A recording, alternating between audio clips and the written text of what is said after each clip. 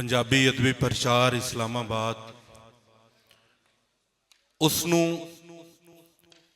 इसे राहे कि हर साल अपनी माँ बोली का इकट्ठ करता है और मेरे इल्म के मुताबिक साडे पाकिस्तान का सब तो वड्डा इकट्ठ पंजाबी अदबी प्रचार का होंदा है। भरपूर तालियां मारो, क्योंकि मुशायरे दे विच जिहड़े शायर इत्थे साडे कोल तशरीफ लाए आए हैं, बिलाशुबा बहुत खूबसूरत शुआरा इत्थे मौजूद हैं और इन्हां नूं तुसां सुनना है।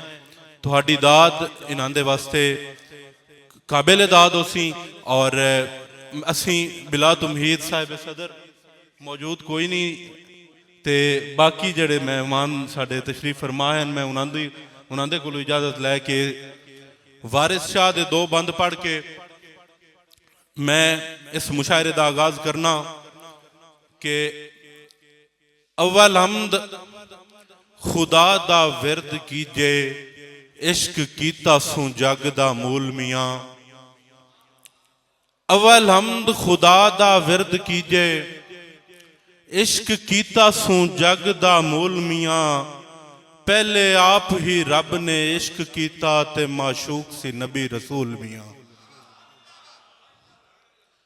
पहला आप ही रब ने इश्क कीता ते माशूक सी नबी रसूल मियाँ। इश्क पीर फकीर दा मरतबा है, मर्द इश्क दा भला रंजूल मियाँ। खिले तिन्ना दे बाग कोलो बंदर, जिन्ना कीता इश्क कबूल मियाँ।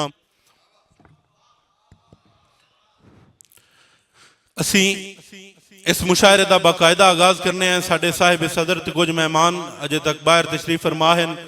अगर वो आवाज़ सुनते पैन तो मैं उन्होंने इल्तमास करें कि वो तशरीफ लैके आवें और इस मुशायरे का बाकायदा आगाज किया जाए। जी ठीक है। इस मुशायरे का मैं एक होर वारिस शाह सरकार का बंद पढ़ के, क्योंकि नात ते तिलावत जी है वो इस मुशायरे का हिस्सा नहीं रही, वो पढ़ के तो मैं अपने को होस्ट नूं दावत देसा। उस तो बाद असी बाकायदा इंशाअल्लाह जिहड़े साडे शायर हैं, साडे कोल जितने भी शायर हैं तकरीबन मेहमान शुआरा हैं और इंशाअल्लाह सुन के तुहानूं चासम सी कि दुई नात रसूल मकबूल वाली, जिंदे हक नजूल लौलाक कीता। वारिस शाह दे शेर इर्तिदाद ने देवनी तमुल मर्जी आलियो के दुई नात रसूल मकबूल वाली, जिंदे हक नजूल लौलाक कीता। वाली करके मरतबा वड्डा दिता, सब खल्क दे ऐब थी पाक कीता।